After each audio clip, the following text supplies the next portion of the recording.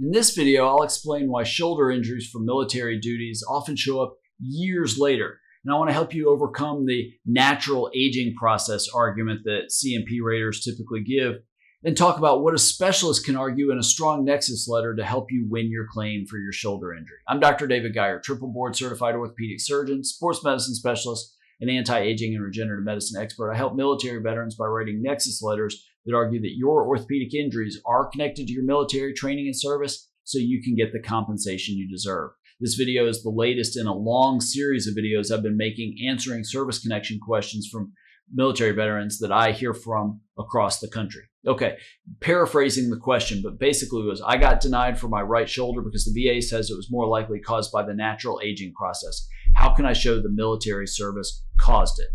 Shoulder problems, very, very common in military veterans. Numerous studies show that. There's so much stress from military duties and activities that's placed on your shoulders, whether that's repetitive overhead motions, push-ups, pull-ups, carrying 100-pound rucksacks on long marches, heavy gear during deployments, throwing, climbing, handling equipment that's all related to your MOS. All of that can have a tremendously negative effect on your shoulders. And there's studies to show that. And these repetitive micro traumas, the repetitive stress to your rotator cuff and the bones and cartilage and labrum in your shoulder can lead to all sorts of problems down the road. Impingement, tendonitis, rotator cuff tears, labral tears, osteoarthritis, and more. All can be caused by that repetitive stress. And there's a number of studies that show that these conditions are more common in military personnel. Shoulder impingement happens way more common at a much earlier age than in the civilian population. The problem is a lot of the wear and tear, the damage that results when it starts in service, it's mild. You don't have all that much pain, or it's not bad enough that you can't push through it, manage it with rest and ibuprofen. The pain, long-term pain, the weakness, the decreased motion may not develop until years later. So that's where the VA says, hey, this is degenerative change that develops from the natural aging process, but that's not really fair.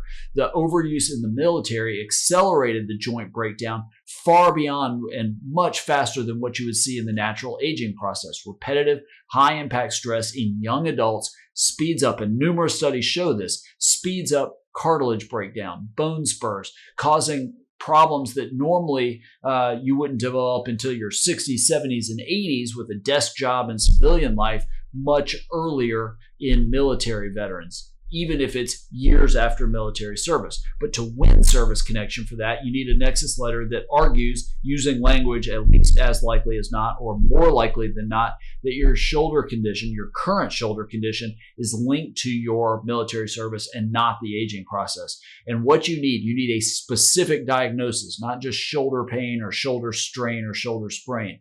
You want a discussion by a specialist in that area, and with shoulders, that's orthopedic surgery, describing your military activities, the physical demands of those activities, repetitive overhead work, ruck marches, whatever it is you did, even if there's not perfectly documented, especially with service treatment records with pain related to those, and show how those stresses through orthopedic mechanisms, biomechanics, lead to problems like subacromial impingement, labral tears, rotator cuff tears, osteoarthritis, explaining that there's a natural progression over time, and a lot of times it's not symptomatic early on, not bad enough maybe to go to sick call, but how it can manifest 5, 10, 20 years later, and using scientific studies in the medical literature to show that those types of activities are more likely to lead to diagnoses like you have now. Addressing that delay. Again, a lot of this is things that develop over a long period of time, and you don't necessarily go to the doctor a year after you leave military service for that. And a lot of times isn't necessarily the result of one single traumatic event.